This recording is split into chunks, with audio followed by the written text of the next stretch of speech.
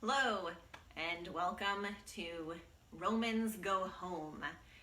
Now, if you have joined me in some of my previous weeks of storytelling, I have told some stories from Rome, stories about my time in Rome, and today I wanted to tell the stories of a couple of ladies who you may encounter in Roman history and mythology, but they themselves are not Roman, and they don't love the Romans.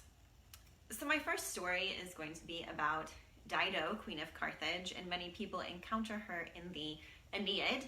And again, the Aeneid is the Roman epic about the hero Aeneas, who fled from the ruins of Troy after the Trojan War and eventually went on to found a settlement on the shores of Italy. And according to legend, the people, the descendants of that settlement, eventually went on to become the Romans. And Virgil, the Roman poet Virgil, is the author of the Aeneid. He was writing during the reign of Augustus, the first emperor, and he uses his story of the Aeneid to help praise Augustus and praise the Roman Empire as, a great thing. So I have used the Aeneid as one of my sources.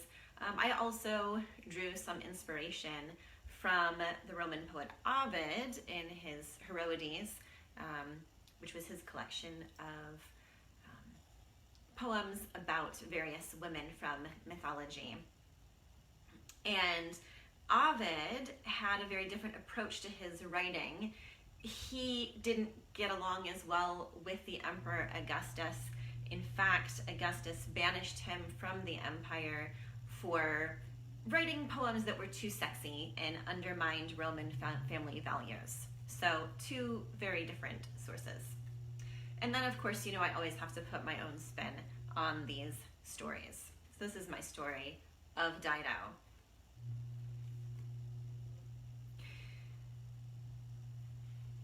After Aeneas left, I asked my sister Anna to help me make a big pile of all of his things so I could set them on fire. I failed to mention to Anna that I was going to climb on top of the burning pile of things and pierce my breast with the dagger that Aeneas gave me. He has provided the reason for my death and the weapon. But now that I stand here with my feet to the fire, it occurs to me that this isn't like me. I have lived through far worse, and it's never come to this. My husband, Zacchaeus, disappeared, and I didn't know what happened to him. I feared the worst. Then his ghost came to me one night in a dream to tell me that he was dead. He had been murdered by my brother, Pygmalion. Pygmalion and I were co-rulers of Phoenicia, and I guess he didn't want to be co-rulers anymore. Murdering Zacchaeus was the first part of his takeover plot. I didn't even have time to grieve. I had to think of my people. I decided not to put my people through a civil war. Instead, I just gathered all those who were loyal to me and a good deal of the royal treasure, and we sailed away in the night. We came here to the northern shores of Africa.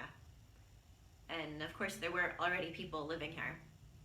I met with the local kings. I asked if I could have some bit of land to build a new city for my people.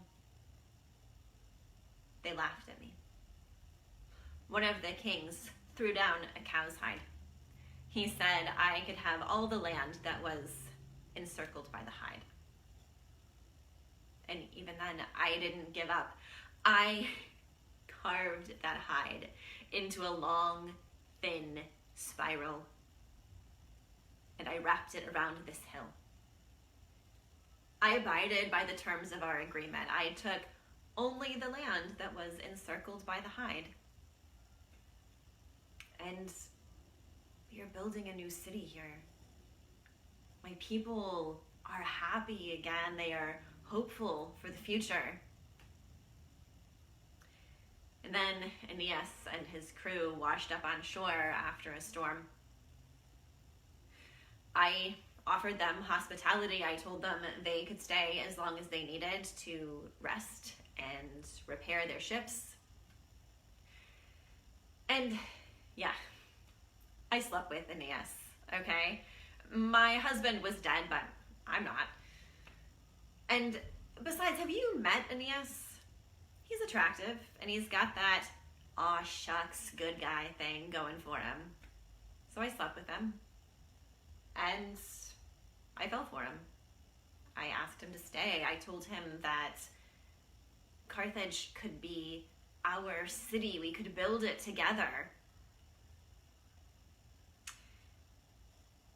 Aeneas always talked about having to obey the will of the gods and fulfill his destiny. He said he was destined to start this settlement whose descendants would go on to found a great civilization. And he knew that this wasn't the place. I have to tell you, I have never shared Aeneas's piety. Zacchaeus was murdered by my brother while he was praying in a temple. Where were the gods then? And destiny. Everything I have accomplished is because I have carved out my own destiny in spite of what the gods might have planned for me. Aeneas, he never did say that he would stay.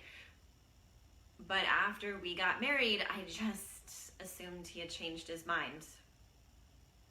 Why would he marry me and then leave?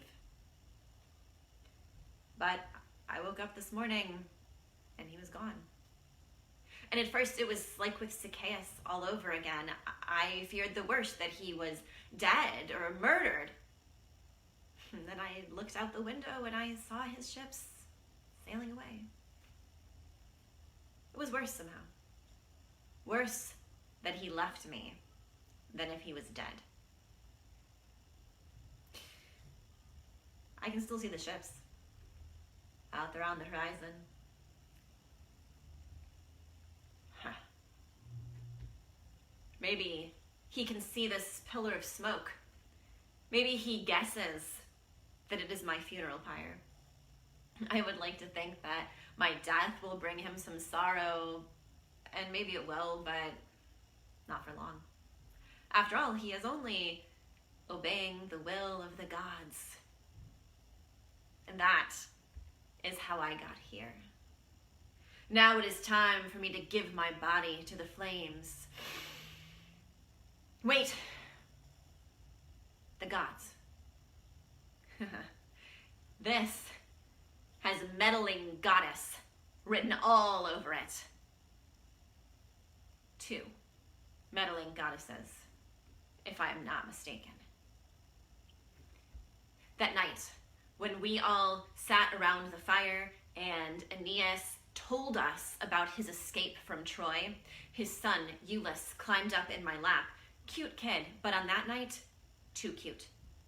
Cherubic, even, like he was possessed by the son of a certain love goddess. And I felt a pain in my neck. I thought it was a biting fly, but no, it was the bite of Cupid's arrow making me fall in love with Aeneas. He told me about his mother, Venus, the goddess of love and beauty. You think your mother-in-law is bad. He told me that she has been trying to help him on his journey and keep him safe, and so, of course, she wanted to be certain that I would allow him to stay as long as he wanted. And what better place for her son to sleep than in the bed of a queen? Then there was that day we went hunting together in the forest, just me and Aeneas. There was a sudden rainstorm. We took refuge in a cave. And there was this old priestess in the cave who offered to marry us right then and there.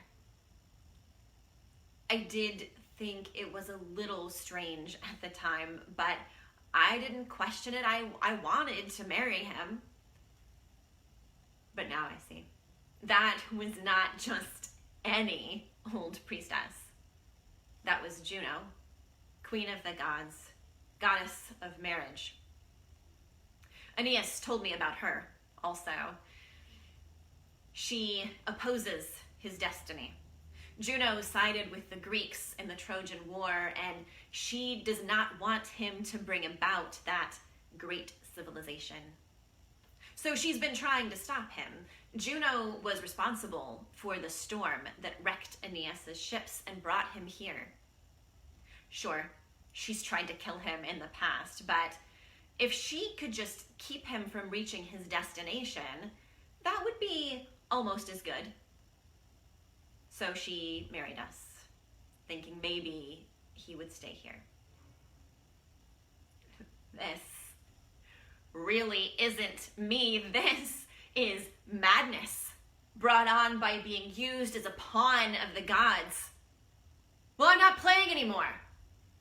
The flames can have this dagger, but they can't have me. Whew.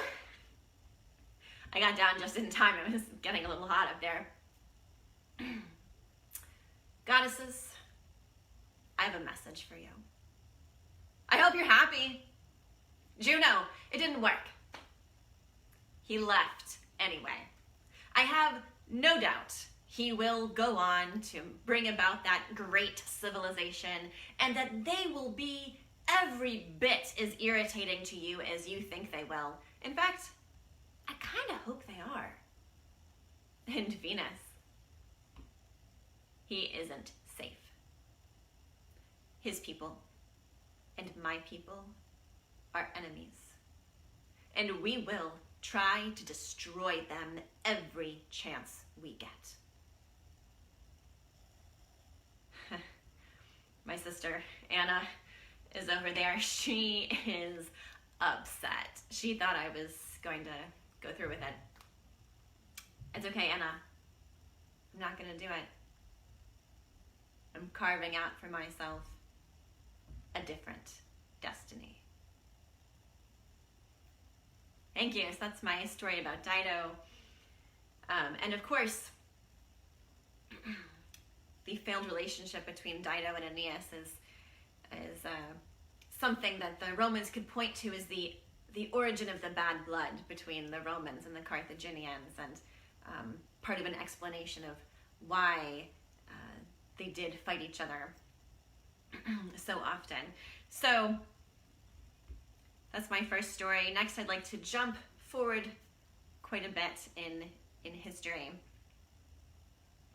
to tell the story of Boudica. Boudica was the queen of one of the ancient British tribes during the reign of the Emperor Nero. This was a time when Rome was occupying a good bit of Britain, and Boudica led a famous uprising against the Romans.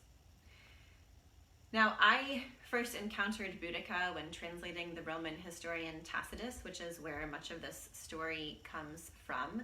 And yes, this is the voice of the conquerors, the victors. But I will say, for what it's worth, that Tacitus had a great deal of respect for Boudica and made some comparisons between her and Nero that were not at all favorable to Nero. Now, of course, Tacitus was writing after Nero. It would not have been safe for him to say any of that while Nero was still alive.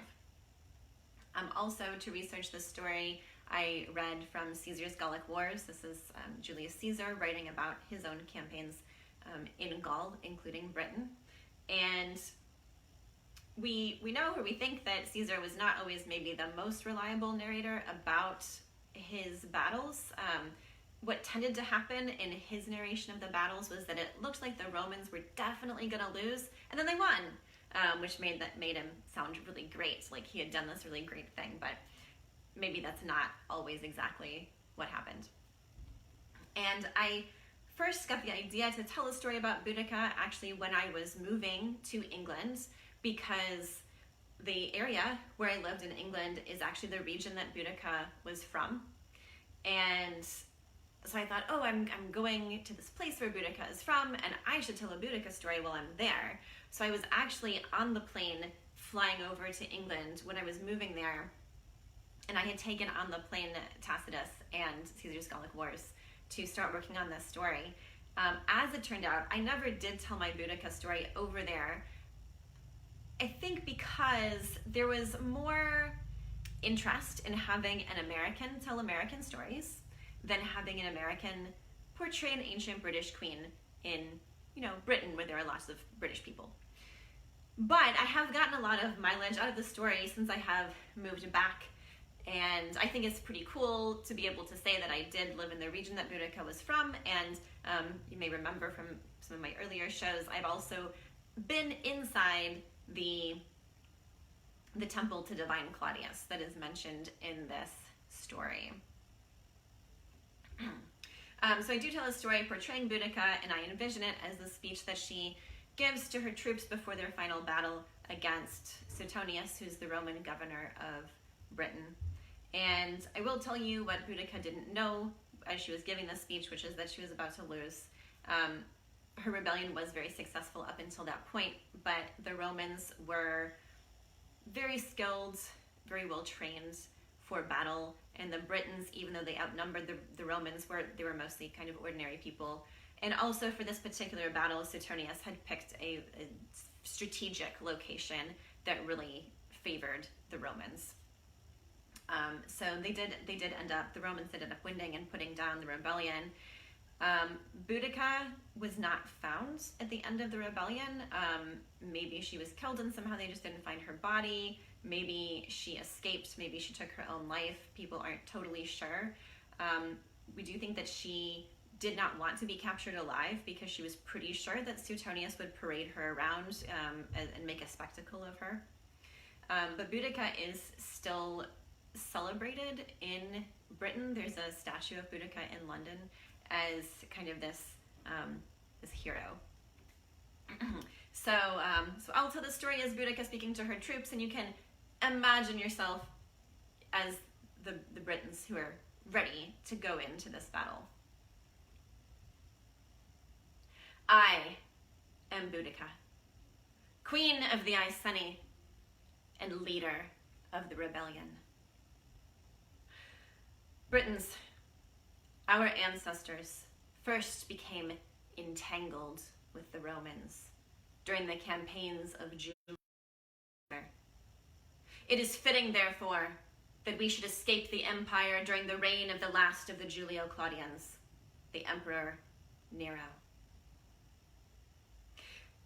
Our ancestors kept Caesar at bay for many months by hiding in the forests and coming out to attack when the Romans came into the fields to gather food. And perhaps if they had continued on in this way, Caesar eventually would have given up and gone home. Perhaps he would have decided that Britain was not worth it. But our ancestors longed for a decisive victory. They wanted to throw Caesar out of Britain. So the tribes united under the leadership of one man, Cassivellaunus. Cassivellaunus was very skilled in the arts of war, and under his leadership, they did enjoy more success. But Cassivellaunus earned his skills by practicing on his own people. He had often led his tribe into battle against neighboring British tribes. And so, as our ancestors were more and more successful as they allowed their thoughts to turn to victory, to life after Caesar, they wondered if they had traded one tyrant for another. For surely Cassivellaunus would use a British victory to name himself ruler over all Britain. Fearing this, fearing the tyrant at home over the tyrant abroad, one by one, the tribes surrendered to Caesar in exchange for protection from Cassivellaunus. Our ancestors made a mistake. They rallied behind the wrong man. Today, you do not make the same mistake. You follow not the wrong man, but the right woman. I am one of you. I have suffered alongside you. My husband was Prasutagus, the king of the Iceni. When he died, he named our daughters and, in accordance with custom, the Emperor Nero as his heirs. But the Romans do not believe that a woman can rule. And seeing no leader here, the Roman centurions plundered our land, ravaged our women, and turned the Iceni nobles into slaves. And where was Suetonius while all of this was going on? Suetonius, the Roman governor of Britain, who might have restored order, who might have brought the centurions into line. Where was he? He was far away, on the island of Mona, attempting to add more land to the Roman Empire. Does Roman lust know no bounds? It is because of these and similar offenses that our tribes have banded together and risen up against the Romans. First, we marched on their new settlement at Camulodunum, where the recently completed temple to divine Claudius shone down on all of us Britons like a citadel of perpetual tyranny.